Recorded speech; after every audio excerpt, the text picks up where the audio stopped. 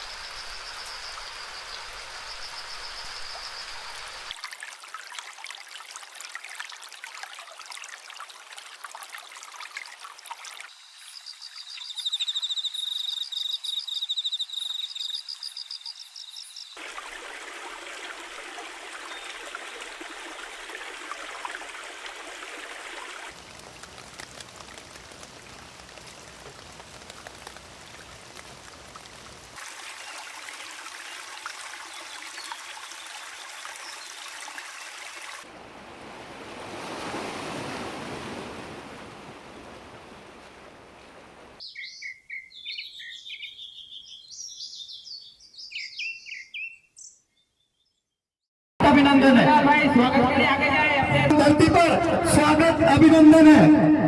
हमारे हमारा जोरदार नारे लगाने से हम हमारे जो वरिष्ठ जन है उनसे निवेदन है कि वो भी आ जाए। गांव पटेल, गांव गुजारा, वारती जो ये बहुत ही शानदार लाजवाब कार्यक्रम होने वाला है और आप खुश हो सकते हैं इतने दूर दराज से हमारे सुप्रीम कोर्ट कहे जाने वाले आदरणीय डॉक्टर गजानन दादा हमारे बीच पहुंच रहे हैं। तो साथियों अपना स्थान ग्रहण करें, ये आपका अपना कार्यक्रम है। अभी मेरे युवा साथियों से विनम्र निवेदन है कि बैठ जाए और इस कार्यक्रम की शोभा बढ़ाए, क्योंकि समाज गद्दी पे गद्दार बैठता है। हम किसान के सपुत्र हैं, हम किसान के पुत्र हैं। आप सभी पीछे खड़े ना रहे। आपसे निवेदन है कि आप चटाई बिछिया व्यवस्थित बैठे। सभी लोग जो उधर पूजा पाठ करेलो गाव कार्यक्रम चालू करसो। तेना गावन पंचपरमेश्वर गाव पोटील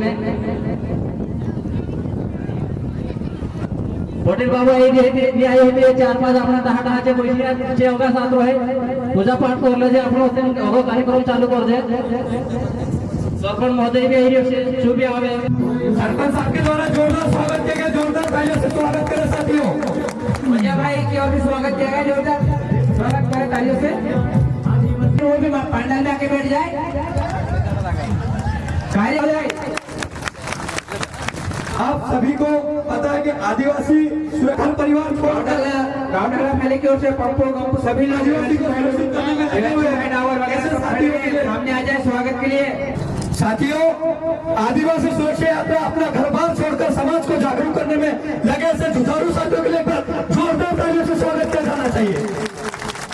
छात्र है तिथ्यार आपण आपला कार्यक्रम चालू करसो। हमारे मंच के गरिमा बनाए रखने के लिए आप सभी लोगों से निवेदन है कि मंच पर कुछ ही लोग रहें, मंच की गरिमा बनाए रखें। हमारे जो साथी हैं मंच को सुचारू रूप से चालू करने के लिए टूली चौकड़ जी हमारे हमारा साथियों का बहुत बहुत स्वागत है रसगांगली की पावन धरा पर। झारखंड, छत्तीसगढ़, मध्य प्रदेश, महाराष्ट्र, गुजरात, राजस्थान, ये 400 किलोमीटर की यात्रा नई क्रांति ले। वरिष्ठ और हमारा नाना भाई बहन का जमारो क्रांतिकारी जोहार। साथियों, आज साप्ताहिक कार्यक्रम आदिवासी दिवस रजांगलीन पावन धरती पर आयोजित कर रिया। आज मुझे अपनी बात रखने अवसर देना मैं तुमका जो तहे दिल से धन्यवाद करो। साथियों, हमारा भारत देश का जे विश्व गुरु नाव से ओळखे। यहाँ पर कई अलग अलग कंट्री अलग अलग देशन लोग हमारा भारत देश में शिक्षा ग्रहण करने वाटे आयुला। आज भारत देश नो हृदय प्रदेश मध्य प्रदेश का को है। आज मध्य प्रदेश स्थिति देखो, शिक्षा स्तर देखो।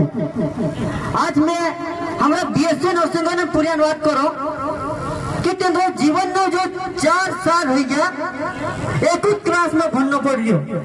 जो कोर्स हुए 4 साल में बीएससी नर्सिंग कोर्स जो पहला साल में मतलब फर्स्ट ईयर में 4 साल जीवन में बीत तक हुआ 77 साल हो गए हैं। हमारे अगर क्षेत्र में गांव में जो भी हॉस्टल छात्रावास है उन छात्रावासों में जब से हॉस्टल बनी है अगर कोई छात्रावास में 50 सीट है तो 77 साल हो गए अभी तक किसी प्रकार की कोई वृद्धि नहीं हुई है, कोई बढ़ोतरी नहीं हुई है। बात इसकी होना चाहिए।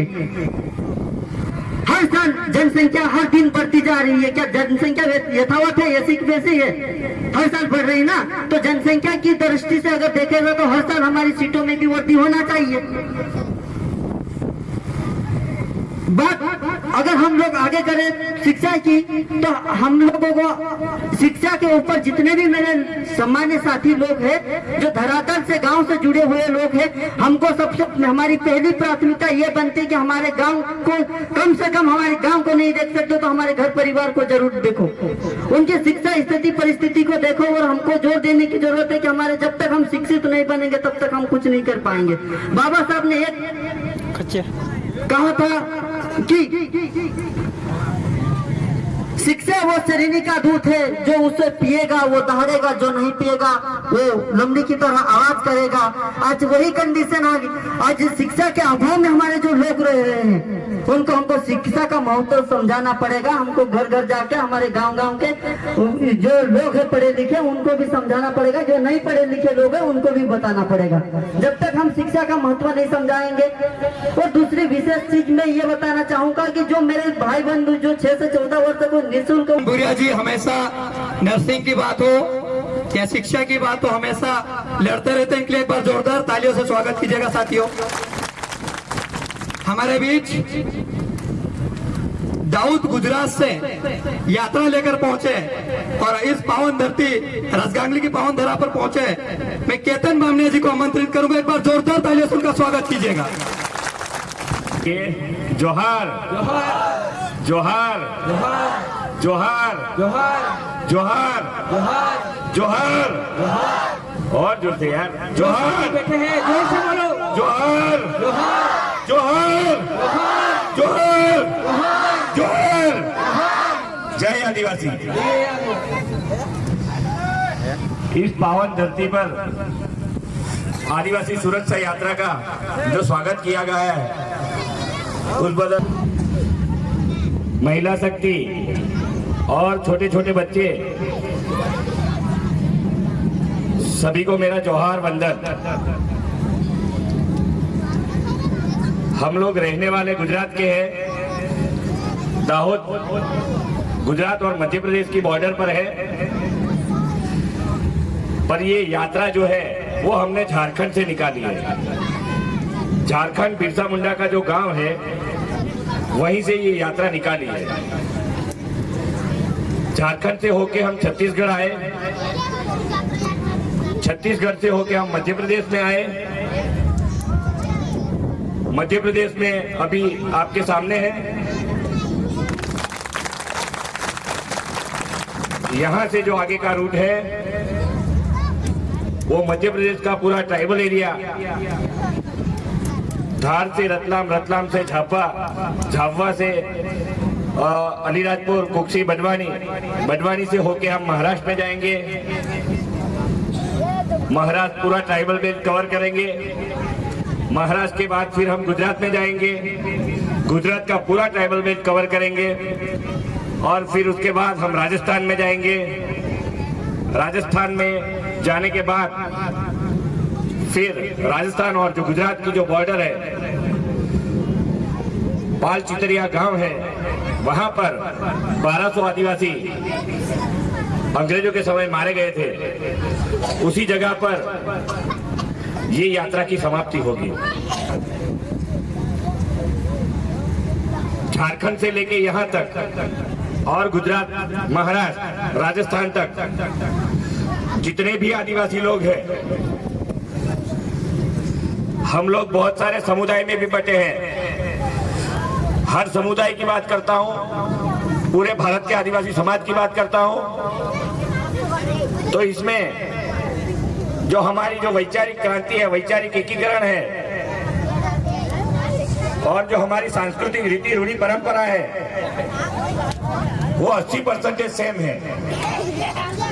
हम लोग जैसे झारखंड में जब यही ऐसी सभा कर रहे थे, तब हमें लगा था कि हम जैसे मेरे गांव से मैं बाहर गांव दूर एक दूसरा गांव है, वहां पर हम लोग मीटिंग कर रहे हैं। तो यानी कुछ भी फर्क नहीं है, न एनवायरमेंट में कुछ ज्यादा फर्क है। हाँ, जो 20% में हमारा जो फर्क आया है वो है जो भौगोलिक तरीके से है, और हमें सब राज्यों में जो बांट दिया गया है उसी में हमारा थोड़ा बहुत फर्क आ रहा है। तो हमने ये यात्रा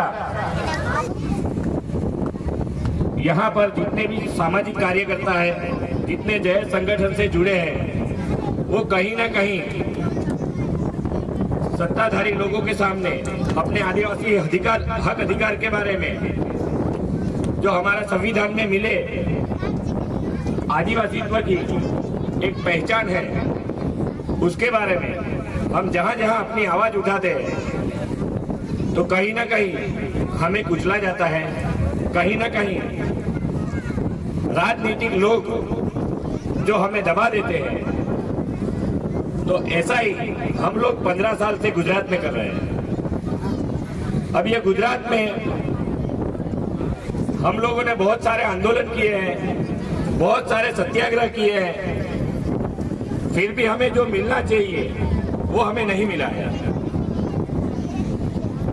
इसलिए हमने सोचा कि हम हमारे राज्य तक सीमित ना रहे और हर राज्य के आदिवासी को एक करने की बात करें, हर समुदाय को एक करने की बात करें। भले ही अपने समुदाय इतने हैं 781, जैसे देश जब आजाद हुआ था उससे 30 साल पहले की बात करता हूँ, पहले इतने समुदाय नहीं थे, 781 समुदाय नहीं थे। तब 350 से ज्यादा समुदाय की गिनती नहीं होती थी। आज अपने 781 समुदाय हो गए। अपनी अपनी थोड़ी सी अलग अलग करके रीति रूढ़ी और परंपरा में कहीं ना कहीं थोड़ा सा फर्क दिख रहा है। ये इसलिए हो रहा है, उस समय भी हुआ था, आने वाले समय में भी होगा, ये आप लोग ध्यान रखिए। जब 350 समुदाय थे अपने, तब की बात कर रहा हूं, तब अपने ही लोग जंगल से बाहर निकले और कुछ लोगों ने खेत खलिहान बनाया और कुछ लोगों ने राजे रजवाड़े के सीधे संपर्क में आए, और जो राजाओं के संपर्क में आए उन्होंने गांव में बेटी देना बंद कर दिया और गांव वालों ने जंगल में बेटी देना बंद कर दिया। तो वहीं से अपने समुदायों की गिनती ज्यादा होती गई। अब धीरे धीरे पर अच्छी नौकरी करते करते शहर में बस जाते हैं। अब शहर में से धीरे धीरे वो गांव में नहीं आएंगे और गांव वाले हैं वो जंगल में नहीं जाएंगे। शहर वाला सोचेगा, यार हम तो बहुत साल से यहाँ रह रहे हैं, हमारा जो बच्चा लोग है, बेटी है, वो गांव में कैसे सेट होगा, तो वो गांव में नहीं देगा। और गांव वाला बोलेगा हमारे पास खेत खलिहान है, जंगल में हम कैसे जिएंगे, तो फिर नए समुदाय की गिनती हो जाएगी।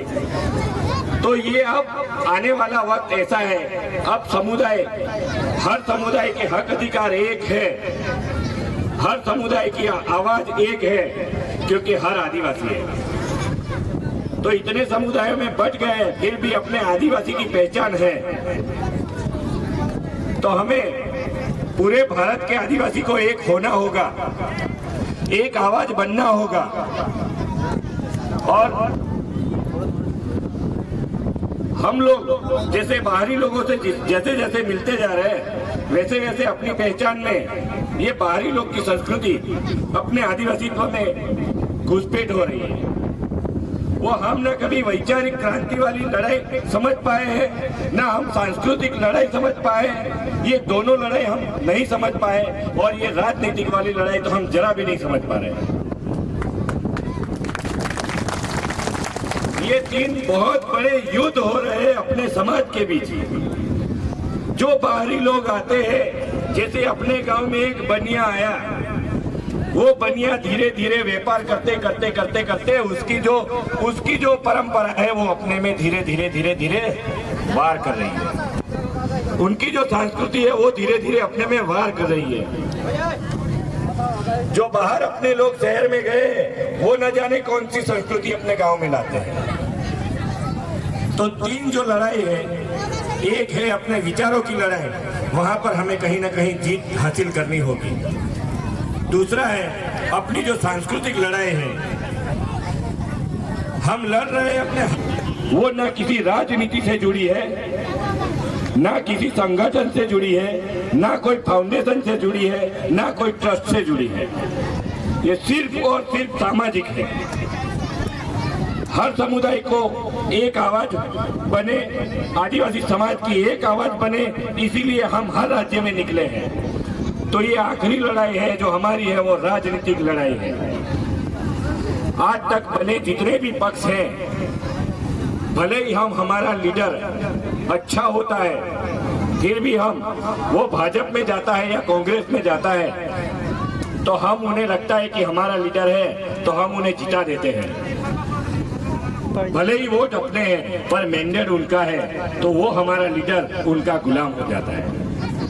जब हम बात रखने जाते हैं, तब वो यही कहेगा कि यार मेरे तो भाजपा से जुड़ा हूँ या कांग्रेस से जुड़ा हूँ, वो हमारे नेता लोग जैसा बोलेंगे वैसा हम करेंगे। अरे यार तू आदिवासी है, ये क्यों भूल जाता है? हर बार जितने भी नेता आते हैं, ये भूल जाते हैं कि मुझे आदिवासी समाज से वोट मिले हैं और मुझे आदिवासी समाज ने जीता है। ये भूल जाते हैं। उससे ज्यादा उसको ये लगता है मुझे भाजपा ने मैंडेट दिया है, मुझे कांग्रेस ने मैंडेट दिया है, अब मैं उनकी बात सुनूंगा। तो अरे हम लोगों ने जो वोट दिए उसका क्या मतलब निकलता है? आज तक 75 ईयर हो गए, फिर भी हमारे वोट का मतलब हम नहीं समझ पाए, और हमारे जो नेता यहाँ से जीत के गया है वो नहीं समझ पाया है।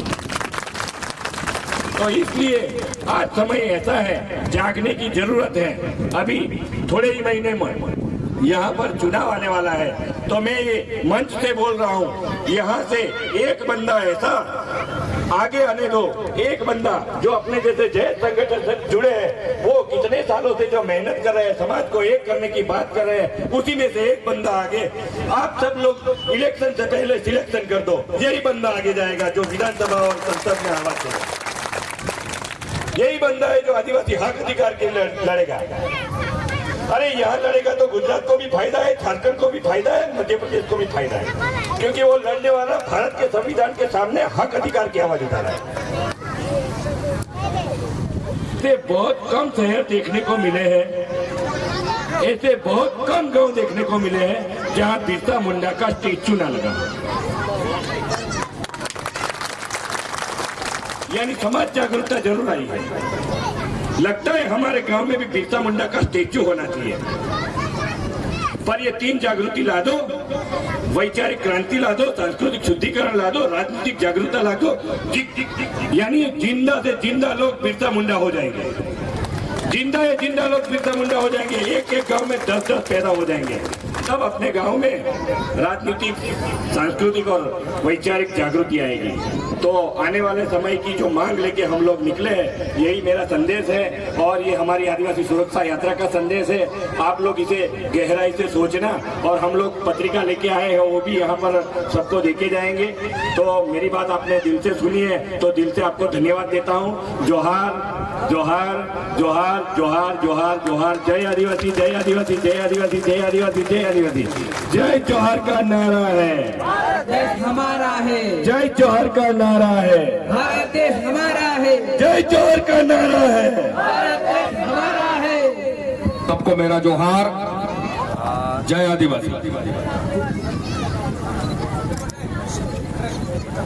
आप सबने हमारी इस यात्रा का दिल से स्वागत किया, इसलिए फिर से आपका धन्यवाद।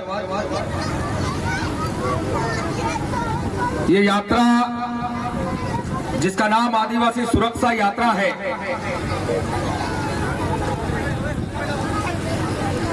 वो यात्रा क्यों निकालनी पड़ी?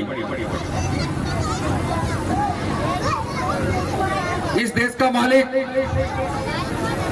जिसे सुप्रीम कोर्ट भी कहती है, हमारे पुरखे भी कहते थे, उस देश का मालिक आज सुरक्षा यात्रा निकाल रहा है। क्यों?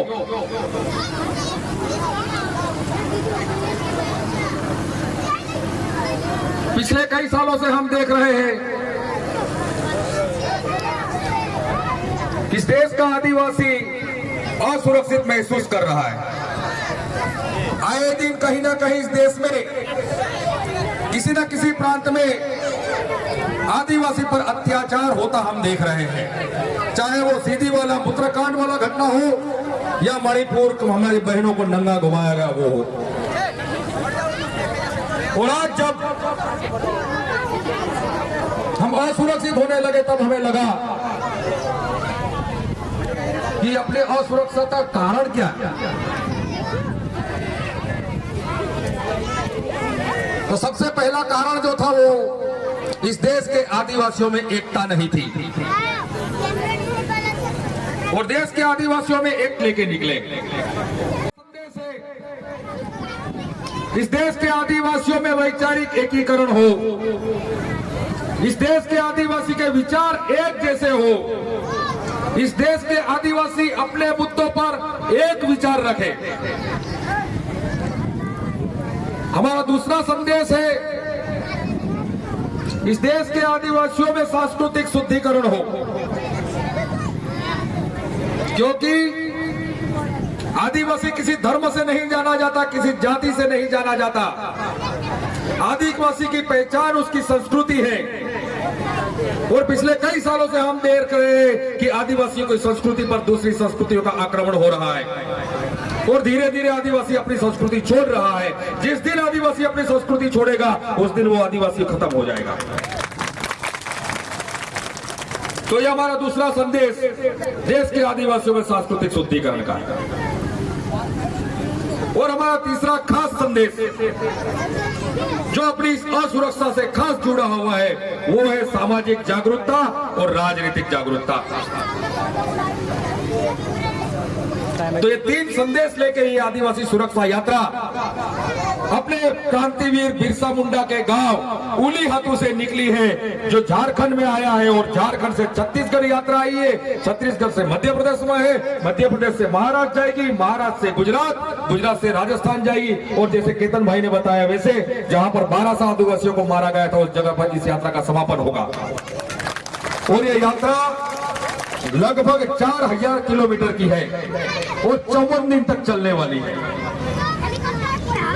जैसे केतन भाई ने बताया, ये यात्रा किसी द्वारा प्रायोजित नहीं है, किसी पार्टी द्वारा प्रायोजित नहीं है, किसी संगठन द्वारा प्रायोजित नहीं है, किसी एनजीओ द्वारा प्रायोजित नहीं है, या तो किसी व्यक्ति द्वारा प्रायोजित है। यह यात्रा हम लोगों ने खुद मिलकर निकाली है।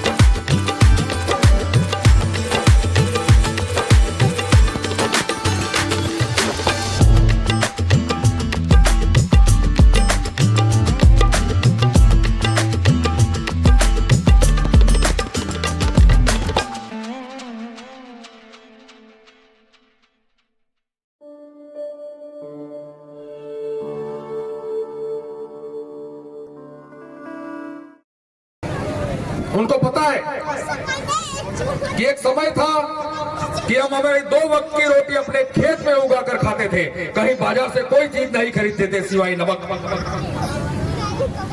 आज हाल क्या है? आज हम खेत में अनाज पकाते हैं, बाजार में बेच देते हैं और बाद में थोड़ा थोड़ा लाके खाते हैं। बात सही है गलत है? हमारी 2 वक्त की रोटी, हमारा जो खाना था, उस पर हम पूरे आत्मनिर्भर थे। इस जगह पर आज ये हाल है कि खाने के मामले में भी हम पूरे पर निर्भर हो गए और बाजार के गुलाम बन गए। हमारा घर बनाते थे तो हमारे जमीन की मिट्टी जो दीवारें बनाते थे, हमारे खेत में जो लकड़ी थी उसकी छत बनाते थे, हमें किसी भी बाजार की जरूरत नहीं पड़ती थी। आज हमारे नींव निकालनी हो तो भी जीसीबी मशीन की जरूरत पड़ती है, वहां से छत तक हमें व्यापारियों की जरूरत पड़ती है। तो हम बाजार के गुलाम हुए कि नहीं हुए? और जिस दिन हम बाजार के गुलाम हुए, जो बाजार गैर आदिवासियों के कब्जे में है, जब उन्हें लगा कि आदिवासी अपना गुलाम बन गए, तब हमारे पर अत्याचार शुरू हुआ। आज ये मानते हैं हम कि हम पूरी तरह जीवन जीने में आत्मनिर्भर नहीं बन सकते, लेकिन जितना हो सके उतना हमें आत्मनिर्भर बनने की दिशा में जाना चाहिए। वैसे ही हमारी आत्मनिर्भरता जो विचारों में थी, वो आत्मनिर्भरता भी हमने खो दी। आए दिन अखबार में, टीवी में किसी कथाकार द्वारा, किसी नेता द्वारा जो बातें की जा रही है, वो बातें तो हम अपने विचार में उतारते हैं, उनकी तरह जीने की कोशिश करते हैं और हमारे पुरखों के विचार छोड़ देते हैं। तब जो हमारी पुरखों की विचारधारा थी, पुरखों के हिसाब से हम सुरक्षित तरीके से जीते थे, वो धीरे धीरे खत्म होने लगा और हम असुरक्षित होते गए। तो हमारे पुरखों के जो विचार थे, उस विचार को हमें फिर से अपनाना पड़ेगा। अपनी टेरिटरी में हमें रहना पड़ेगा। हमारे पुरखे कभी भी अपनी टेरिटरी छोड़ने नहीं देते थे। आज हम अपनी टेरिटरी छोड़ रहे हैं, टेरिटरी के जो मुखिया है उसकी बात में नहीं मान रहे और इस वजह से हम असुरक्षित होते जा रहे हैं।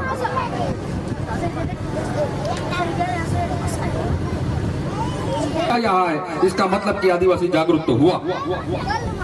9 अगस्त के दिन हमारे दाहोद में 1.5 लाख लोग रास्ते पर उतर जाते हैं, पूरा दाहोद जाम कर देते हैं, सारे नारा लगाते हैं, जय आदिवासी, जय आदिवासी, एक तीर एक कमान, सब आदिवासी एक समान, आदिवासी एकता जिंदाबाद, ये नारे सब लगाते हैं। पर वो कितने समय के लिए? सिर्फ 1 दिन के लिए। जैसे ही केतन भाई ने बताया, 9 अगस्त की रात एक उधर, एक इधर, एक उधर, सारे बिखर जाते हैं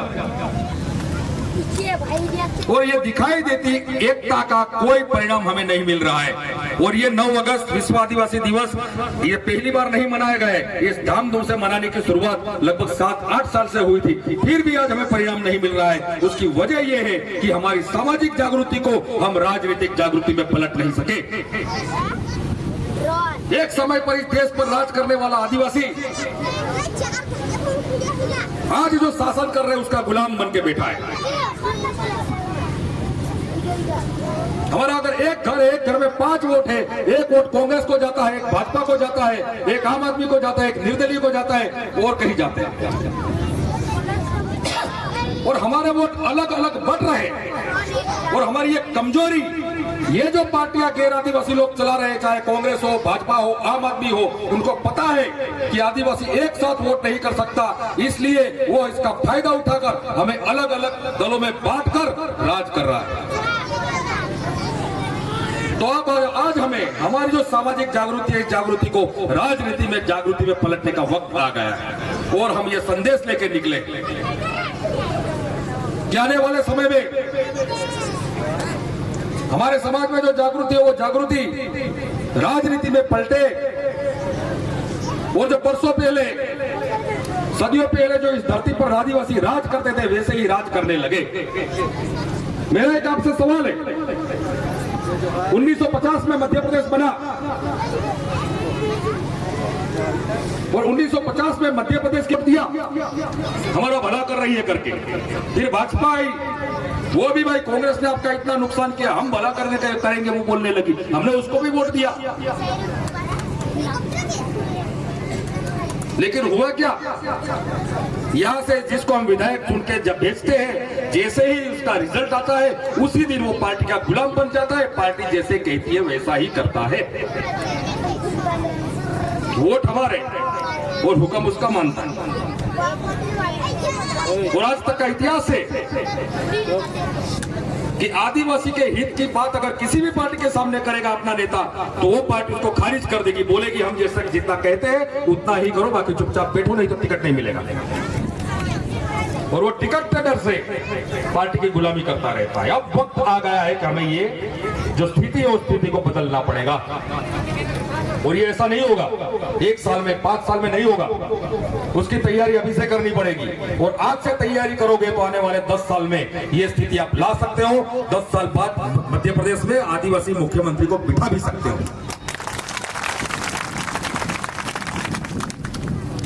तो उसके लिए अभी से सोचना शुरू करना पड़ेगा। और वो भी कैसे? अपनी अपनी टेरिटरी को संभाल कर। अभी तक हम ये सवाल कर रहे थे बरसों से, आदिवासी एक क्यों नहीं है, क्यों नहीं हो रहे, क्यों नहीं हो रहे। उसकी एक खास वजह बता दूं मैं पहले। वजह ये है कि आदिवासी अपनी टेरिटरी को स्वतंत्र रखना चाहता है, तो आदेश वो स्वीकार नहीं करता। आपको मालूम है कि अगर हमारे गांव में, अपने एक गांव में अगर कोई मसला होता है और दूसरे गांव वाला आके इस मसले को सुलझाने की कोशिश करते हैं, गांव वाले उसका तुरंत उठा दिए, चल भाई भाग, ये हमारा गांव का मामला है, तेरा क्या काम? सही बात है गलत बात? तो हम दूसरे गांव की दखलगिरी जो अगर हमारे गांव में नहीं सह सकते, तो दूसरे इलाके की राजनीतिक निर्णय शक्ति या तो राजनीतिक निर्णय या तो आदेश हम कैसे मान लें? तो इसलिए हमने एक नया रास्ता निकाला है, वो है अपनी टेरिटरी को स्वतंत्र रखते हुए हमें अपनी राजनीति खड़ी करनी पड़ेगी।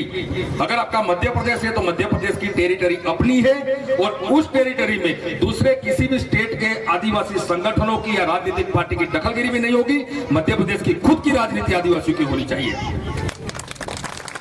अगर हमारे गुजरात में अगर हम कोई राजनीतिक दल खड़ा कर रहे हैं तो वहां पर आपकी दखलगिरी भी नहीं चलेगी, वह हम ही चलाएंगे हमारे। क्यों? क्योंकि ये आदिवासी के डीएनए में है कि वो अपनी टेरिटरी पर दूसरे का निर्णय स्वीकार नहीं करता। और अभी तक दूसरे लोग दूसरे इलाके में जाके अपने निर्णय और आदेश देते थे, इसलिए आदिवासी संगठित नहीं होता था। जिस दिन मध्य प्रदेश में जैस बना, आदिवासी संगठित होना शुरू हुआ। और जैस पर किसी संगठन की कोई दखलगिरी नहीं थी। तो मैं आपका ज्यादा वक्त नहीं लूंगा, लेकिन ये जो हमारा संदेश है राजनीतिक सामाजिक जागरूकता का, जागृति में बदलाव का, वो एक अहम संदेश है। और अभी मैं आपको इस पर दबाव इसलिए डाल रहा हूं कि अभी 2-4 महीने में मध्य प्रदेश में चुनाव आने वाले हैं, तो अभी से अगर आप शुरुआत करोगे तो 10 साल बाद उसके परिणाम जरूर मिलेंगे। तो हमारी ये यात्रा जो आदिवासी सुरक्षा यात्रा के नाम से निकली है और जिसका नारा है आदिवासी आत्मनिर्भर कब होगा, तो आदिवासी सुरक्षित कब होगा, तो आत्मनिर्भर बनकर होगा। और हमारी यात्रा के जो 3 संदेश, इस देश के आदिवासियों में वैचारिक एकीकरण हो, इस देश के आदिवासियों में सांस्कृतिक शुद्धिकरण हो, और इस देश के आदिवासियों में सामाजिक और राजनीतिक जागरूकता है। हमारे ये संदेश आप पूरे मध्य प्रदेश में फैलाओ, अपने हर ब्लॉक में, हर जिले में, हर गांव में।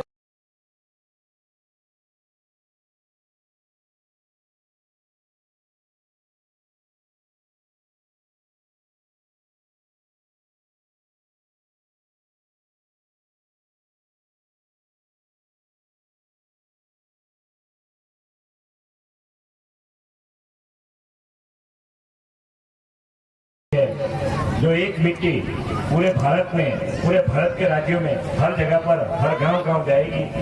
तो ये संदेश आप तक पहुंचाना। और हम लोग अभी यहाँ से विदा हो रहे हैं। जोहार जोहार जोहार। स्वागत कीजिएगा साथियों।